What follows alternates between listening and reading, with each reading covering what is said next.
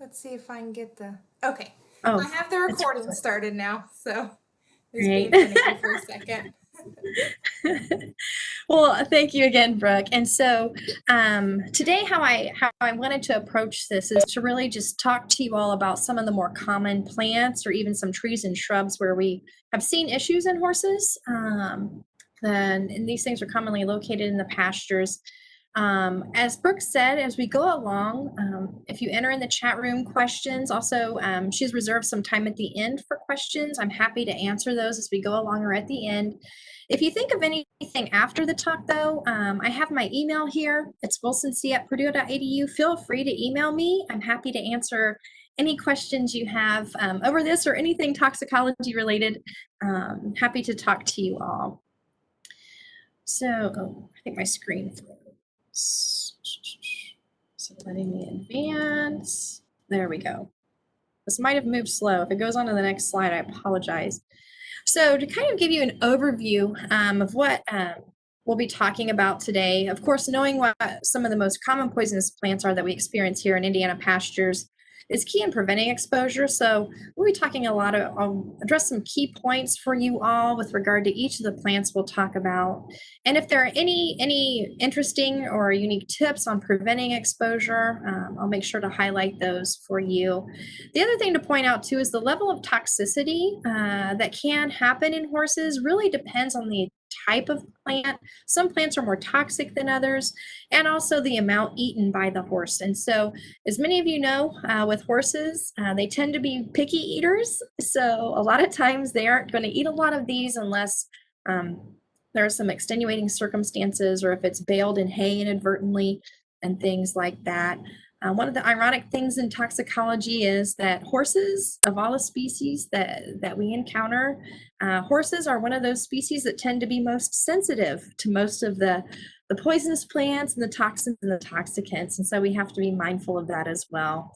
Early recognition too of clinical signs is key too. So we'll talk about some clinical signs or some things you might notice in the horse that might be indicative of being exposed to a toxic plant. And then at the end, I put in some recommendations on application of herbicides, and I'll give you some key points and cautionaries with regard to that based on our experience with people using herbicides to get rid of some of those poisonous plants. And then also I've included in here some resources available to you if you find a plant in your pasture you don't know what it is, or if you need to have plants identified, or you just need a resource or someone to talk to come do a site visit. I have those available to you all here at the end, so you can have that information, as we move forward. So why does poisoning occur? So obviously for us with horses, the most common issue is accidental exposure. Sometimes horses get bored. Animals will get bored in pasture and they'll start eating things they're not supposed to. But for the most part, really with horses, it's when there's a pasture or hay that's being baled and those poisonous plants happen to end up in that bale, or they're just accidentally eating those. There have been occasions where lack of adequate food source. So we've had some cases where there are some management issues and the horses aren't getting enough of their appropriate food. So then they feel like they need to eat, and then they actively seek out something to eat. And so if there are poisonous plants near the barn or in the pasture, sometimes they'll tend to eat those just to get nourishment. And then occasionally we do have malicious poisoning cases. Haven't had any really in horses. If any of you have cattle, we tend to see that a little bit more with the cattle folks. But once again, accidental exposure or just the horses getting bored sometimes is when they typically will get exposed to some of the things we'll talk about today. And so here's a short list of some of the poisonous plants. We'll talk about some crop or forage plants that we typically encounter with horse cases. Some trees and shrubs to be concerned about if they are growing or planted near your pastures. And then I thought I'd put in foxtail. So foxtail is the only plant in here that doesn't actually contain a poison in it or a toxin in it. It's more of a mechanical injury to the mouth, and they typically see these cases too. So I just thought I would bring it up to you all to add that in as an extra thing just to kind of keep an eye for. So the first thing I thought we would talk about and address is tall fescue. You guys may be familiar with fescue grass in pastures, and it is a perennial grass, and it's really good because it's a cool season grass, grows in the fall and the spring. It's commonly used for livestock and sometimes for horses. The great thing about this grass is it tends to be resistant to drought or disease and also heat. So it's very prolific in that it can resist those different types of things that you tend to be concerned about with pasture grasses. But one of the interesting things about tall fescue or fescue grass is the reason why it's drought tolerant and disease resistant is there are some types of fescue that actually have a fungus, an endophyte fungus that is present in that grass. I have that listed here for you. It's Neoptyphotium, a type fungus. And this fungus is actually there to live off the plant, but it also provides that drought tolerant and disease resistance. And so it's kind of a mutual relationship. The problem is this endophyte or this fungus can produce a toxin or toxins that can be poisonous to animals and horses. And those toxins or toxicants are called ergot or ergot alkaloids. And I thought I'd point this out to you. The term ergot, you guys might be familiar with that. The term ergot is used, to describe like small callosities on the underside of fetlocks. So you see it's kind of like this abnormal spur that can grow out. Well, ironically, that's why they call this ergot infection, is because in plants or in fescue and ryegrasses, it'll form this weird ergot body or callosity on the seed heads. So it's concentrated in the seed heads.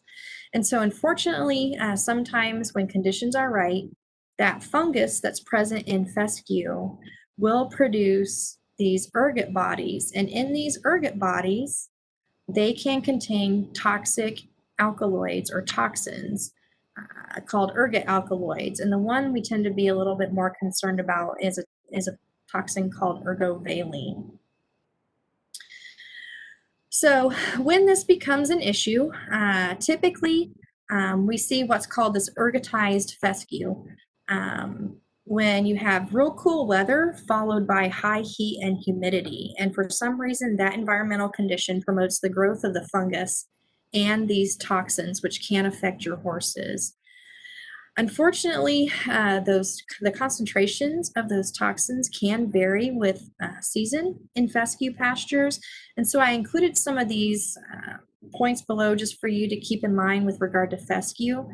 Typically, those concentrations tend to be a little lower in the spring, and they tend to increase over time and peak in the summer months. And then they'll go back down again in early fall and then rebound or increase again with fall regrowth. And so where this becomes a concern really is people that stockpile fescue pastures or let them continue to grow in the fall can tend to have more toxins in early winter. So sometimes we see cases of poisoning in horses in early winter with regard to that issue.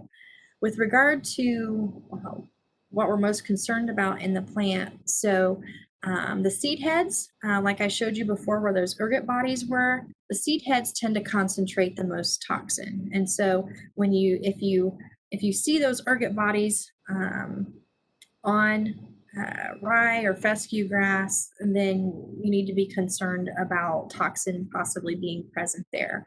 And the best way I describe these to people, we had picked some fescue around here that had these ergot bodies on it. Once you tear that plant or you're even carrying it around, those ergot bodies tend to drop off real easy. They tend to fall off real easy from the seed heads, and they tend to look like rodent droppings. That's the best way I can describe them to people when they see those falling off of the fescue heads. And so unfortunately what happens in these cases, they can be knocked off. So just walking around, sometimes if they're being knocked off, they can be inadvertently baled up in hay during harvesting without people noticing it present and actually in the seed heads. With regard to susceptibility, we do get concerned about horses. Obviously, they are the most sensitive animal with regard to being poisoned by ergotized fescue. And what happens in horses, we typically see more reproductive problems. And so this typically happens if they're exposed to infected or contaminated fescue. And they notice this particularly in the last 30 to 60 days of gestation. And so what can happen in these cases, it can cause prolonged or late gestation in horses. In most cases, too, it causes decreased milk production, retained placentas, and sometimes they've noted that those have been thickened. And unfortunately, it can increase foal and mare mortality in the worst case scenario. Other issues that people have noticed in horses who have been exposed to this ergotized fescue is that they may have some early embryonic mortalities and also late term abortions. So if people are noticing some of these clinical signs in their horses, um, and these horses are on fescue grass, they'll typically want to find out if this is actually the problem or if that's the source of these clinical signs that they're noticing in their horses. With regard to treatment, there is a medication called Equidone that can be given to horses that may have been exposed to help them promote milk production and also to help with some of the other clinical signs. Diagnosis, so if for some reason you're concerned that your horse has gotten into this and you want to see if there's any of these ergot toxins in the horse itself, urine samples can be tested, and also the suspect feed or hay samples or any forage that they're eating that you think might be implicated in causing what you're observing in the horse. And then with regard to prognosis, so really if it's caught with anything, right, in tox, if it's caught early enough with treatment and the source of the food or the hay or whatever they're eating is removed, horses typically do a good job of recovering from that. Cattle take longer, just to let you know. But once that food source is removed, the post-term mares may start to show signs of milk production and then give birth to a foal within 48 hours. So that's kind of like the low end cutoff for that. So removing the source and making sure that they are producing milk will provide a good prognosis in those cases. Some key points to note here for you all, mowing the grass pastures during spring and early summer kind of helps keep the fescue in kind of what they call a vegetative state. And so they don't tend to produce as many seed heads. And so that's one way that you can prevent exposure if you're going to put your horses out on tall fescue. Also, just mixing in other types of plants and having seed mixes containing tall fescue. Ryegrass, perennial ryegrass, can produce these toxins as well. If you have any kind of a mix of that, we often recommend just testing some samples to make sure that the toxin levels are lower than the threshold, or to make sure they're low enough or not present so it's safe to feed to horses. And so some recommendations, so these recommendations can vary depending on the state and the cases. The best information I can give you is ergovaline, so that toxin, one of the toxins that we're most concerned about in these cases.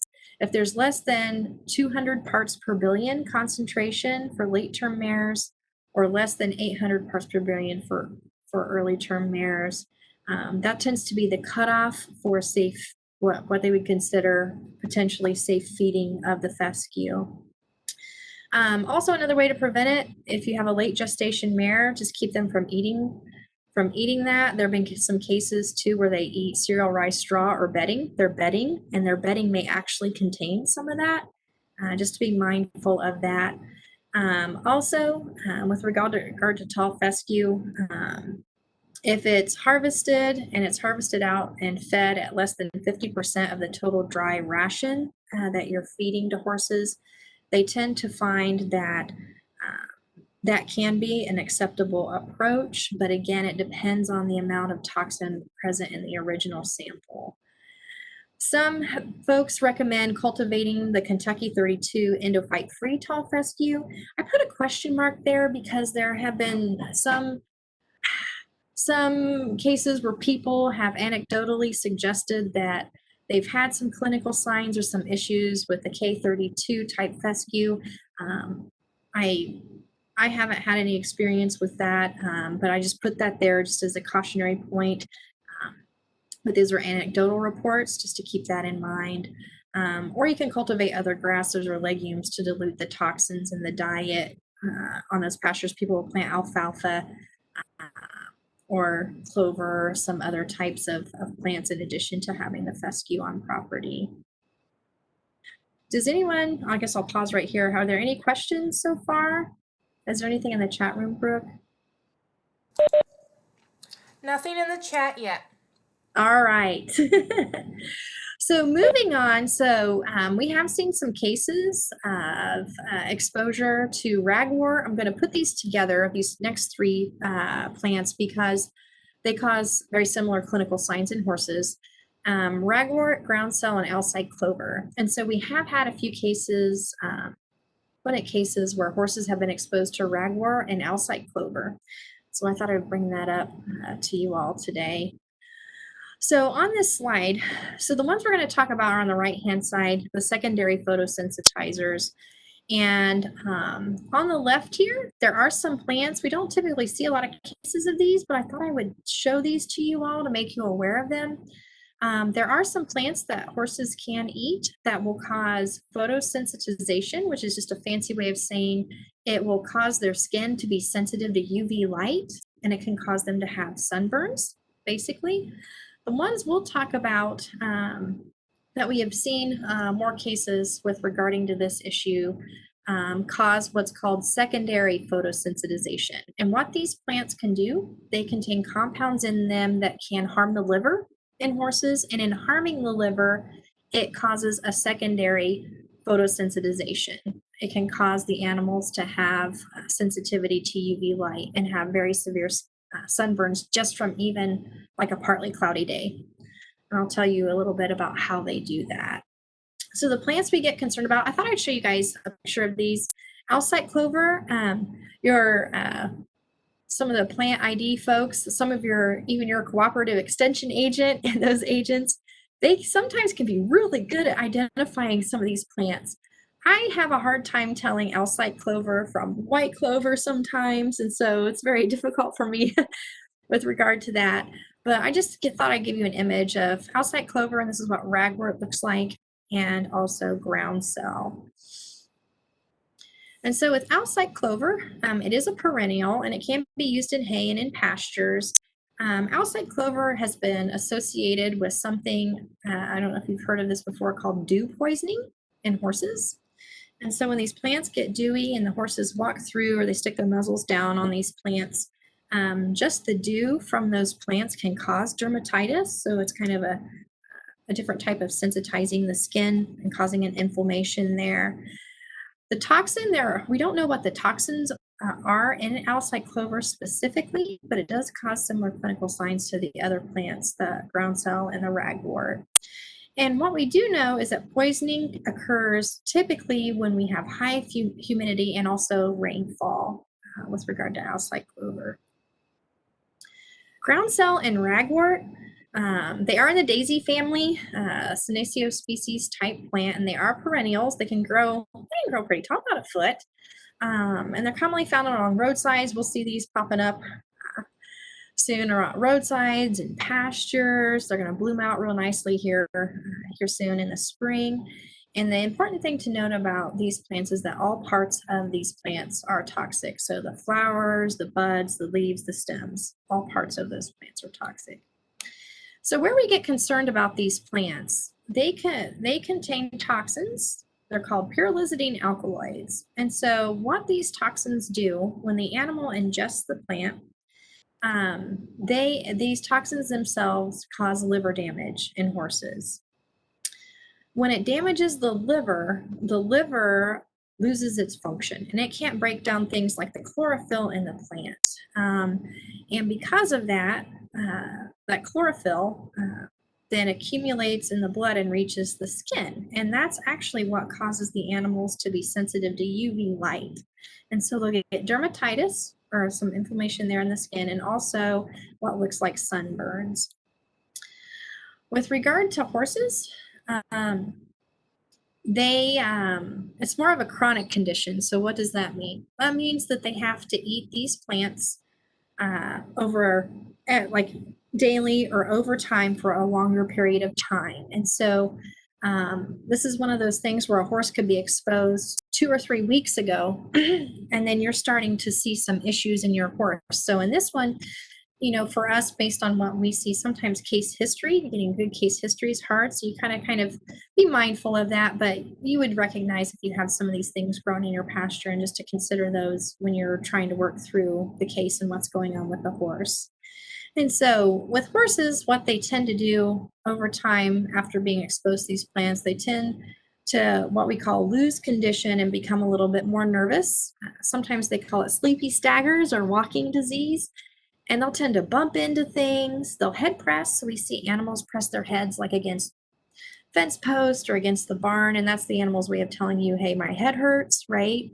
And this is largely due to buildup of ammonia in the horse. Weird thing, because the liver helps metabolize ammonia. If that liver's damaged, it can't do that anymore. And so that's why you see these neurological clinical signs in horses. And then horses that have, we see this far worse in horses that have light colored skin and become sensitive to light and will cause sunburns or severe dermatitis. And so this is just an image showing you. So St. John's wort is one of those that causes primary photosensitization. All the horse has to do is eat that plant, and then compounds in that plant can cause them to have sunburns. And then with regard to the ragwort, groundsel, and Alsike clover we're talking about, those alkaloids damage the liver, and then the liver can't metabolize chlorophyll anymore, and then that causes secondary skin photosensitization. This is kind of an image here to give you an idea of what this looks like from a couple of horse cases where animals were exposed to ragwort or groundsel. So you can see on the lighter colors of these horses, they have considerable sunburn or skin burn from that. So clearly one of the ways to help treat this, right, is to keep them in a barn, keep them out of the sun, even if it's just a partly sunny day. They'll be so sensitive or sensitive enough to that UV light that you want to prevent them from being exposed at all. So key points here with these plants, horses really, with most of the plants we'll talk about, they typically don't eat those unless other forage or food is limiting. And so you just want to kind of make sure that you don't have these plants on pasture or around. Again, sometimes, unfortunately, we have years when these plants are just booming. They're growing everywhere. We see them everywhere. And in those cases, sometimes they can just be inadvertently baled up in the hay. And so sometimes looking through the hay too, just to ensure those plants aren't there, can be important. And it's actually kind of hard to do, but sometimes we have clients do that. The toxin in the plant that causes the issue. So this is one of those plants where that toxin can remain stable for months if it's present in the hay. And so sometimes we'll see where they've baled it out, and then they save these hay bales and they feed them out in the winter. And then we have this toxicity issue occurring in the winter. And so there are some plants we'll talk about today where that toxin will decrease over time, but this is one of those where it remains stable, unfortunately. And then exposure will likely require veterinary intervention to help take care of the liver, to treat the animal, and also to make sure they don't gain any access to sunlight. And then with regard to diagnosis, identification of the plant itself, the toxins in these plants can be detected using diagnostic testing from the plant itself or from gastric contents from the animal. So the toxins can be detected. In most cases, we're trying to identify the plants with regard to some of the cases that we've encountered. The other thing I wanted to mention to you all, we had one year where buttercup and mustard they were growing like gangbusters here in Indiana, and we got a lot of calls on mustard and buttercup. And just to point out, you can tell, you can appreciate the differences in the physical appearance of the plants, but sometimes for people who are experts in plant ID, I'm one of those. It can be confusing because we had a lot of people bringing in yellow flowering plants and asking us, is this ragwort? Is this groundsel? Is it mustard? And so with these cases, a lot of times we rely on the plant diagnostic lab here. They're great at identifying plants for us and helping us with your cases and with clients. So I just wanted to bring that out too.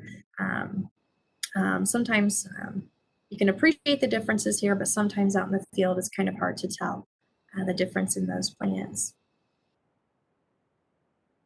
Does anybody have any questions so far? I don't see any questions in the chat. If anyone wants to unmute and ask a question, that would be fine. I do want to add one or two things from an agronomy standpoint.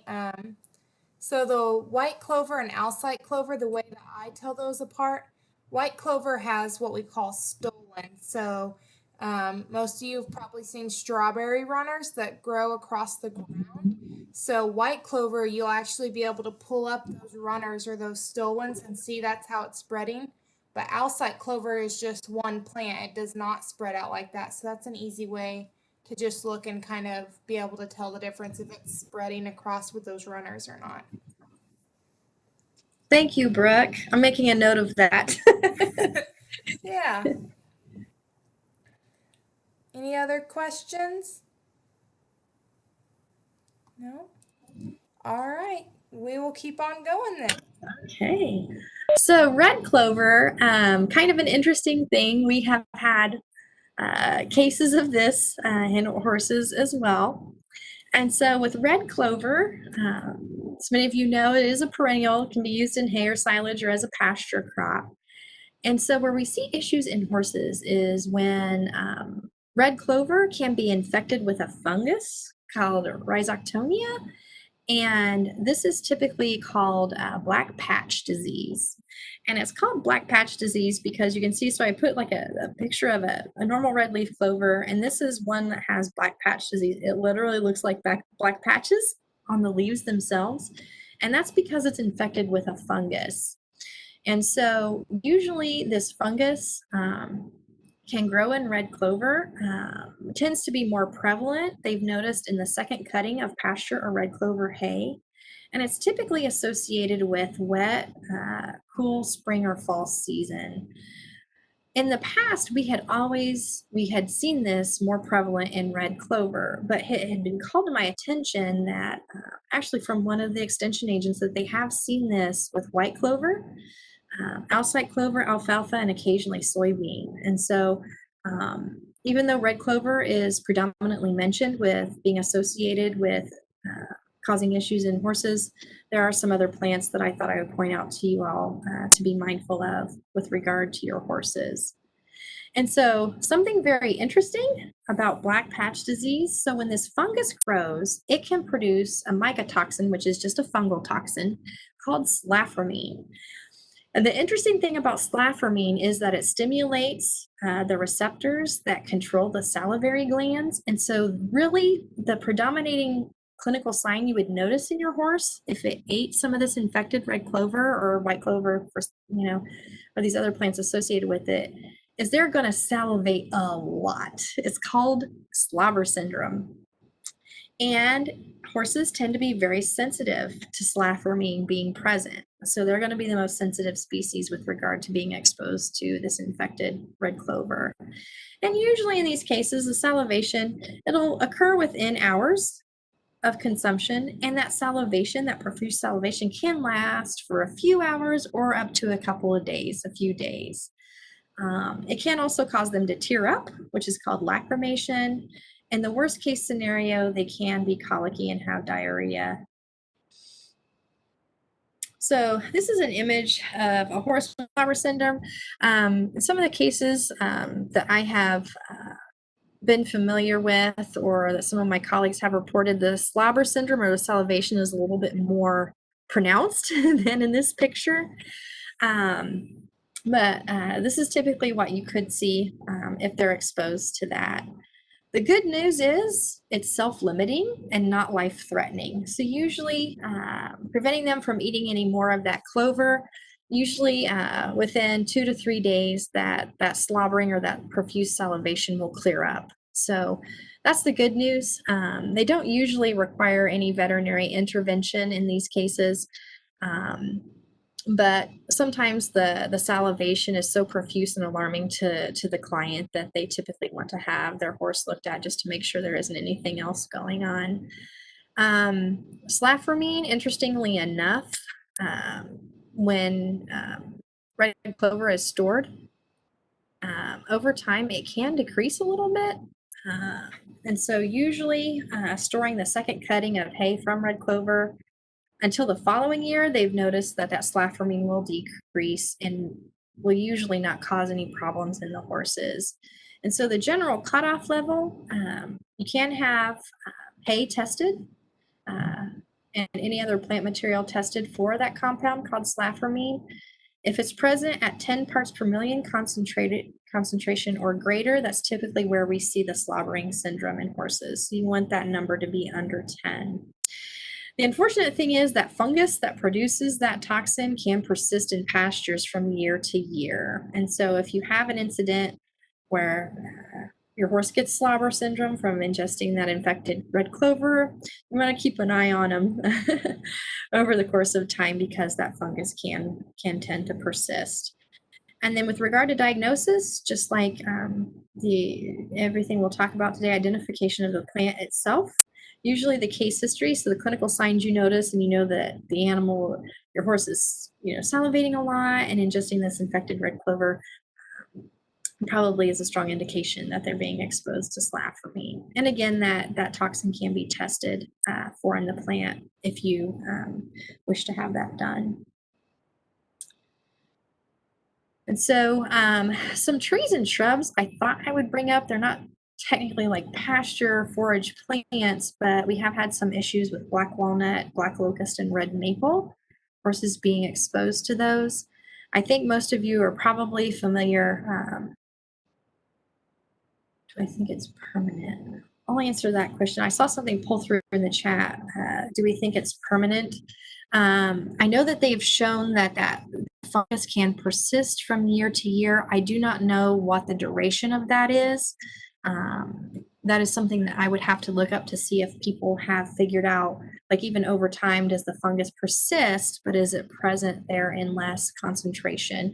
I think that part of that too would be dependent on the weather. If the weather conditions aren't favorable, that it may decrease over time. That's something that I would have to look into. Are there any other questions or comments?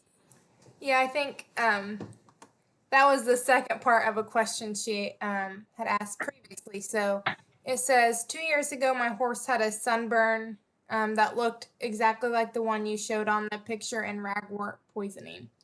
She has become quite nervous. Do you think that these two things could be related, and would it be permanent since that happened 2 years ago? With regard to the sunburn itself, like I think if the sunburn and the nervousness were related, is the nervousness and the persistence of that permanent? If it's potentially related to being exposed to one of those plants, the only thing that I have been familiar with is worst case scenario. It's not the sunburn. So eventually that compound that makes it to the skin that makes them sensitive to sun will go away. In the worst cases where horses have had a lot of liver damage, the liver can regenerate, but sometimes they have decreased liver function, but that's in the worst case scenario. And you would notice that. You would have, if that was persisting in the horse, you would notice a lot of other issues in your horse with regard to that.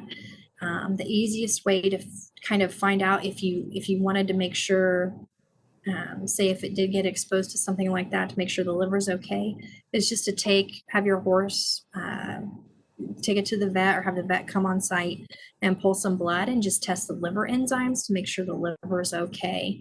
That would be an easy thing to do, just to double check that. But with regard to the sunburn, to my knowledge, that doesn't persist. It'll typically, if you keep them out of the sun, it'll typically go away once the animal recovers from the actual insult of ingesting the plant. Yeah, and they said the sunburn has healed quite well. So I think the other thing with that too, from an agronomy standpoint, is just you could have, you know, I'm not sure if you're in Indiana, you could call your extension educator or someone to come out and either do a site visit or send in pictures of the common species in your pasture or bring in a slice of hay to have it checked out, and that would also like help you see if maybe there's still something out there that's persisting that could be also a factor. But I think the blood test is definitely, you know, a first step to see if those liver enzymes are high. Then maybe you have someone out and really start to identify some causing factors. Yes. Are there any other comments or questions? Oh, I just remembered. So with the red clover, one thing you can look for is disease-resistant seeds. So seeds that are more resistant to that black patch disease if you're going to renovate your pastures. And that'll just help you kind of prevent it from the start.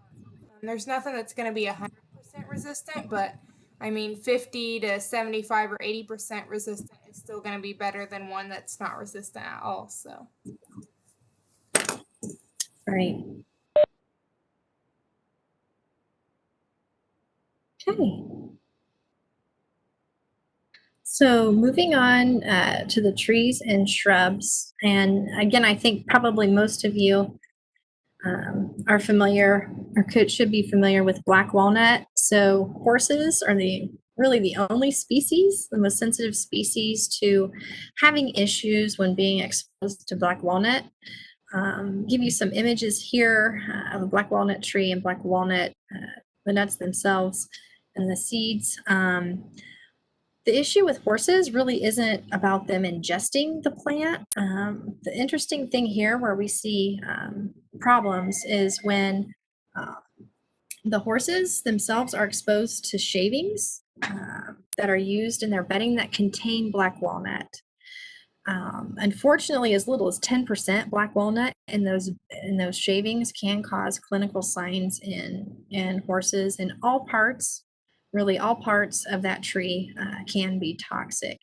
And so depending on how much of the black walnut is present in that bedding, clinical signs can appear within 8 to 12 hours after they're exposed. So usually in the cases we see, the owner has changed bedding. That's one of the more common histories that is given here. We just changed out the bedding, and now we're seeing this issue in our horses. And so it typically happens within a fairly short time frame. The toxin, we don't know exactly what the toxin is in black walnut that causes this in horses. And so juglone is a component in black walnut that we've often thought is the toxin, but not 100% at this time. And so this is a case that we had, and I just wanted to show you. Black walnut is a dark wood, right? And so we'll get in wood shavings and we'll see these dark wood shavings in the bedding. And when we see that, we typically suspect that black walnut may be the culprit in that case. Where it gets really complicated is when they grind that bedding up and it looks almost like sawdust. And that's when cases get complicated, because gross observation of these really dark shavings is really hard to distinguish when that bedding is finely ground up. So that can cause a problem sometimes when we're trying to help with the cases. So the clinical signs in horses, interestingly, what happens when they're on these wood shavings that contain black walnut, and remember it can only be, if it's around 10%, you can start to see issues with the horse. It causes vasoconstriction of blood vessels. That just means it constricts them. So the horses are not getting enough blood flow to their hooves, and it can cause inflammation in their hooves. So at the end of the day, really what this does, that inflammation, it causes laminitis in horses. Uh, it causes the hoof to become inflamed. It weakens that connection between the hoof wall and the coffin bone. And so, yes, that's very painful to the horse. So owners would notice that initially the animals, the horses are lame. They're having lameness. In some cases, colic has been reported in those cases, and also largely because of the vasoconstriction, so the blood isn't getting to the legs, and sometimes what that can do is can complicate things and cause what's called pitting edema of the distal limbs. So pitting edema, so if you were to like take your finger and push in on their leg, where you pushed in on their leg, that pit where you pushed in stays in. It doesn't retract back, and so you see a lot of fluid buildup in their distal limbs. Some key points about black walnut. Typically, if you remove the horse from that bedding as soon after exposure as you can and treat signs of laminitis. So this is if you start to notice the horse being lame and having some kind of a clinical sign or an issue. Remove them from the source and have them treated for the laminitis, usually veterinary intervention, anti-inflammatories, and things like that. They typically will recover without any long-term issues, so that's good. The other thing that's been noted, wood shavings from butternut trees. So butternut is from the same genus as black walnut, jugland species, have caused similar issues in horses. So that's a side note for you all. And then prevention is just preventing that black walnut from being used for bedding. A lot of times, our cases, the client does not have control over that, right? And it usually happens in batches because a common manufacturer is distributing these wood shavings and they happen to have black walnut in them. With regard to diagnosis, diagnosis or identification of the black walnut and the wood shavings is typically what we try to do. We don't do that here. Actually, we had an individual in forestry that used to be an expert at that. He did a great job at helping us diagnosing cases, or the plant diagnostic lab here to help identify black walnut in those. Again, if the shavings are fine, it's a hard thing to do. So sometimes these cases are really hard to determine if black walnut's the culprit. But really, based on the clinical signs, if the horse has laminitis and there's been a recent change in the bedding, typically we can conclude that it's probable that the wood shavings may have contained black walnut. Any questions over black walnut? I haven't seen any come through yet, so. All right, thank you, Brooke. Yeah. Okay, on to black locust. So this one, black walnut and red maple tend to be a little more common. Black locust, not so much, but we've had a few cases, so I thought I would bring it up. So these black locust trees, if they're planted around pastures, sometimes horses can have access to them. Again, horses are especially sensitive to black locusts. Horses are especially sensitive to a lot of things. And where we get concerned, really, so these black locust trees, I gave you some images here of the black locust. The bark contains thorns, so that's one way you can kind of a unique feature of this tree that can help you identify that. They have these kidney bean shaped seeds, and of course they grow pretty tall. These black locust trees can grow pretty tall, but what can happen in these cases, the horses, if they ingest any part of the tree, they get bored and chew on the bark. It doesn't take much to affect the horse. We don't know what it is in black locust that causes this. To give you an idea of what this might look like, so in a 1,000-pound horse, if it eats about a half pound of bark or leaves, you may start to see clinical signs in the horse. And so the things that you would see, initially, the owners notice that the horse just appears unaware of surroundings, like they're in this stupor, like they're kind of in a daze. That's initially what's noted. From the veterinary standpoint, or you might even notice this too, that their breathing is labored. They're having a hard time breathing. Their body temperature may be lower. They may feel cold. Whatever it is in black locust, it can cause decreased intestinal motility, which just means that can contribute to colic. We notice that the horses may be colicky. And in some cases, they've reported kidney issues or kidney failure. The good news about black locust is if you start to notice these odd clinical signs, you have black locust trees on property. A lot of times, the owners will notice, hey, the bark on this tree looks like it's been chewed off. The horses typically can recover with veterinary intervention, symptomatic and supportive care. And so one of the cases that we had was the owner actually tied their horse to a black locust tree in the pasture.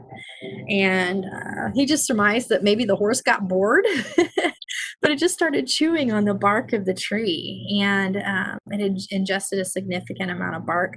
And so the owner noticed that the horse he said he just kind of acted out of it, was kind of staggering around a little bit, was kind of in a stupor and was head pressing on the tree. So clearly it was kind of indicating that maybe his head was hurting, something was wrong. And so he took the horse to the veterinarian, and they treated it with activated charcoal. So all activated charcoal is going to do is bind any toxin or whatever it is in black locust to prevent the horse from absorbing that, and just gave it IV fluids. But it took a couple of days for this horse to recover. And so that's just an example of one of the cases that we had. But I thought I would mention it because sometimes people don't think about black locust being an issue, but it is for horses. And so the last thing we'll talk about with regard to trees and shrubs is red maple. Have had a few suspect cases of this in horses. This is another one of those that makes horses special. They're especially sensitive to some of the compounds in red maple, and that can cause issues. So red maple trees, these are the maple trees, right? That turn from green to red in the fall. And so toxicities have been reported in ponies, horses, and zebras. I would point that out to you.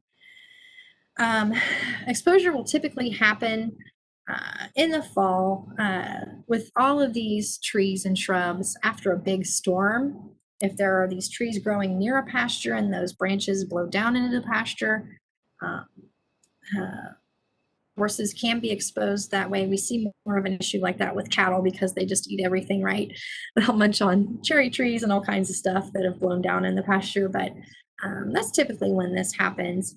And so where we get concerned is there are some tannins and something called gallic acid that is in red maple. And what happens is when horses ingest those compounds, the bacteria in their small intestine convert them to a toxic compound called pyrogallol.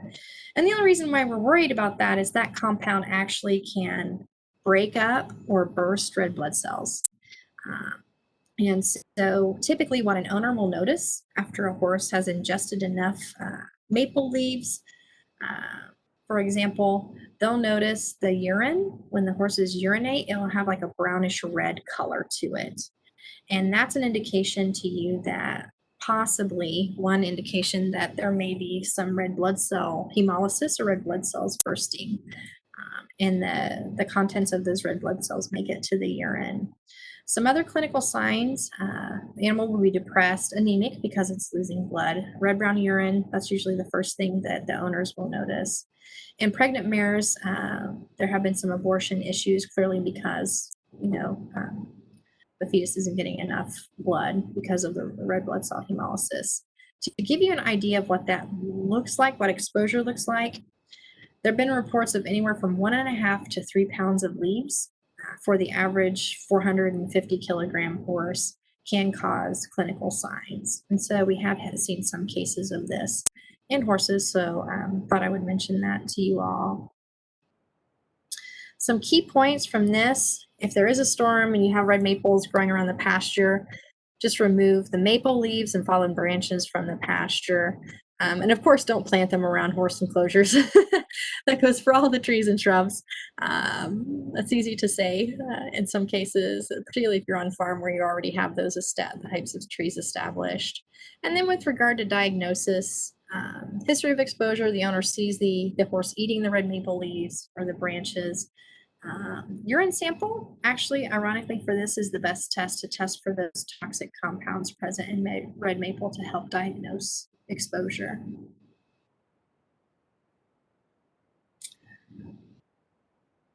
Are there any questions over the trees and shrubs at all, or comments? Okay. So moving on, I thought I would mention foxtail to you all. And foxtail, in and of itself, it doesn't have a toxin in it. Where we see issues with horses, and this can happen in other animals too, I called it an injurious plant. So what foxtail can do is it just causes mechanical damage or injury to the mouth, akin to the nose, and other parts actually of the horse's like oropharyngeal cavity. Because foxtail, interestingly enough, if you guys have seen it, I'm sure you have, it has these barbs or these awns on the seed heads. And so these awns actually are what causes the injury to the horses if they ingest any of it. So the sharp bristle-like seed heads can penetrate into the skin or around the mouth, the nose, and the eyes. And typically, sometimes they'll call this hay blisters or hay sores in horses. And clearly that causes a lot of pain and hypersalivation in the animals. And I can give you a little picture here of what some of those hay blisters look like. And so it can be quite painful. Usually, so treatment with anti-inflammatories and things, and also removal. So you may have to have someone, the barbs may be stuck in there and have them removed to decrease the inflammation in those cases. Some other key points with that, do see a few cases of that. The ulcerations, just to keep that in mind. So this is coming from kind of our veterinary toxicology standpoint, can be mistaken for foot and mouth disease or other vesicular diseases. So in those instances, you may need to get your veterinarian involved just to make sure they don't have some kind of other infectious disease issue going on. The awns can get stuck in the nose and anywhere on the muzzle. So you just want to inspect your pastures, just like with anything else we talked about, to make sure that there aren't any there. And there have been some cases where, moderate amounts of the foxtail get baled up in hay. They recommend not feeding that because sometimes those awns can make it into the esophagus and the stomach, and they can cause that type of mechanical injury there. Another thing, sometimes people can get foxtail and Timothy confused, and so I just included some pictures of those there for you. Timothy doesn't have those seed heads or those awns actually on the plant. And so quickly, I saw someone had asked about cherry trees. If you don't mind, I can talk about that real quick with you all. So cherry trees, where we get concerned about cherry trees is the leaves and the seeds from the cherry trees. They contain something called a cyanogenic glycoside. So what does that mean? It's actually cyanide attached to a sugar. And so where we typically see issues of this is where the cherry trees around pasture and a big storm comes and it blows down these branches in the pasture and the animals eat those. Well, what happens is when those toxins called cyanogenic glycosides hit the stomach acid will actually separate the sugar from the cyanide. And so the animals can get what we call cyanide poisoning from that. And so what happens there is what cyanide does is it prevents the red blood cells from providing oxygen to the tissues. And so that becomes an issue with that. We have had it was more of a cattle issue. Cattle getting exposed. To be honest with you, in all of those cases, we have yet to have a positive case. We know there's been an exposure, but in testing for cyanide in those animals, haven't seen an issue, but it can be an issue. With regard to that, typically the animals, like a horse, if they got exposed, would be weak, right? They're not getting enough oxygen. Sometimes they'll collapse from that and have a hard time breathing and be weak. An interesting thing about cyanide is it can cause the membranes in their mouth, because their blood cells can't get rid of oxygen, they'll be bright red sometimes. So that's something maybe that you might notice right away with regard to that. Is that, I guess, does that answer your question? Let me see. Let's go here. Sorry, my computer's very slow to access the chat. So it's Crystal. Did that answer your question, Crystal? To some degree? But yeah, we do get calls and concerns about cherry trees in pasture. So I know we're kind of running out of time. So this is kind of like a summary. So you say you say you have a poisonous plant in pasture. What can you do? One of those things, physical removal, that's easy for me to say. I have had cases where I say, okay, you've got this ragwort growing. Can you possibly go and just pull those plants up? And then they laugh and tell me, I have acres of pasture land. There's no way I can physically remove those. So there are some herbicides that can work for some of these plants. So you can apply those to those poisonous plants. I'll give you a little bit of a tidbit on that. And I'll give you some resources to contact if you think you have a poisonous plant on property. Okay, so with regard to herbicides, you'll see like Purdue Extension, Weed Science, they have a lot of recommendations with regard to applying herbicides to pastures and how long you should keep your animals off the pasture. We have found that a lot of times herbicides typically in general, this is not 100%, are typically not toxic to animals. There can be some issues with regard to, causing irritation in the mouth and things like that.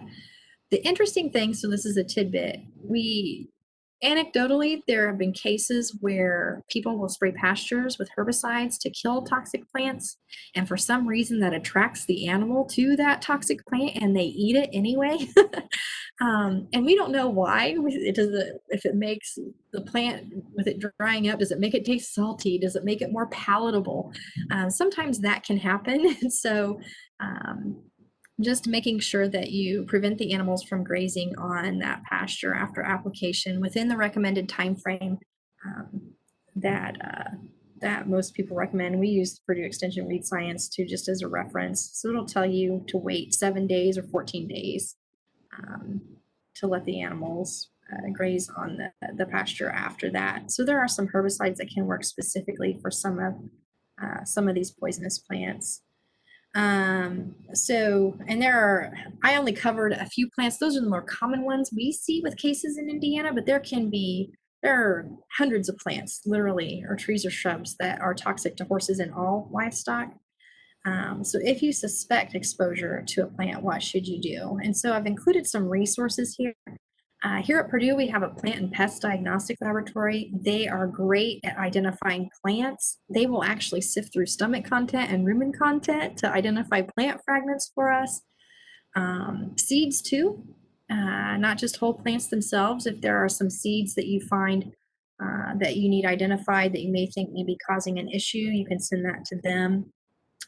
Purdue Large Animal Hospital here, just if you're having clinical signs in your horse. And of course, you can always call us at the Animal Disease Diagnostic Lab, and we can help you as best as we can in-house or give you the resources to help you with your case. And then Purdue Extension, we rely on Purdue Extension a lot. People like Brooke and all those folks out there, they are better at identifying some of these plants.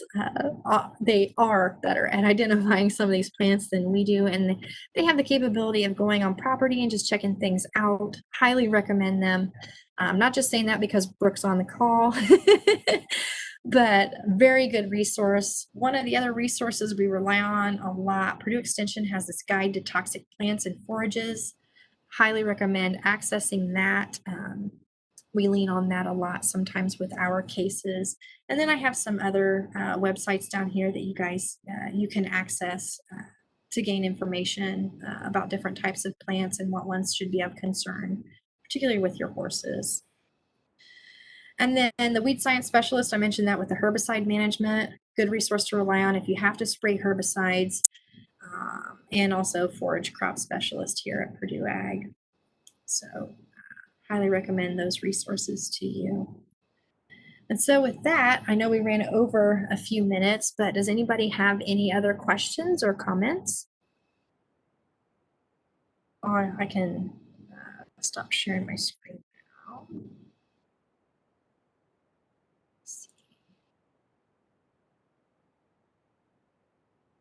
There are, how does a site visit work? Brooke, I'll let you answer that one.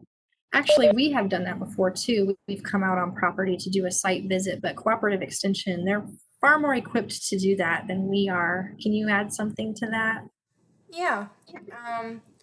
So in each county, it may be a little different, but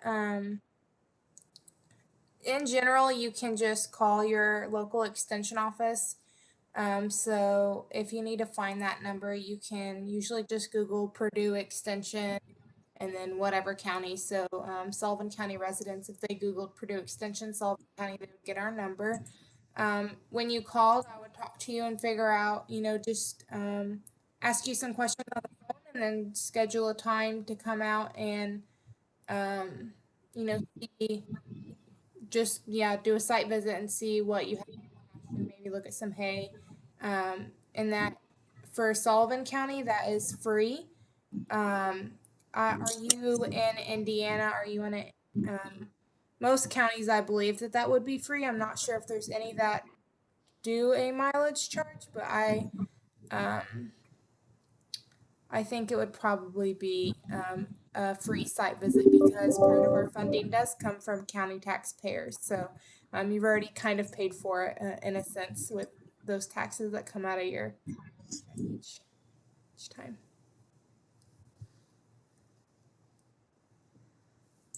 I'm trying to remember I can't remember who the educator is in Boone County off the top of my head right now because I know all my southern Indiana counties, but the northern ones are a little bit harder. So um, just get a hold of them and they'll definitely be able to help you out.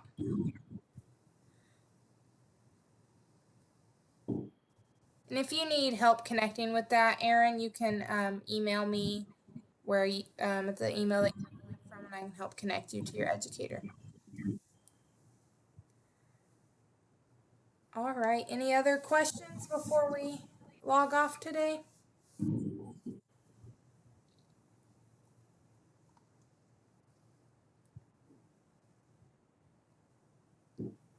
All right. I'm not seeing any. Thank you guys for joining us, and thank you, Dr. Wilson, for teaching us some things today. Well, thank you. And thanks to all of you that attended. If you have any questions, feel free to contact me.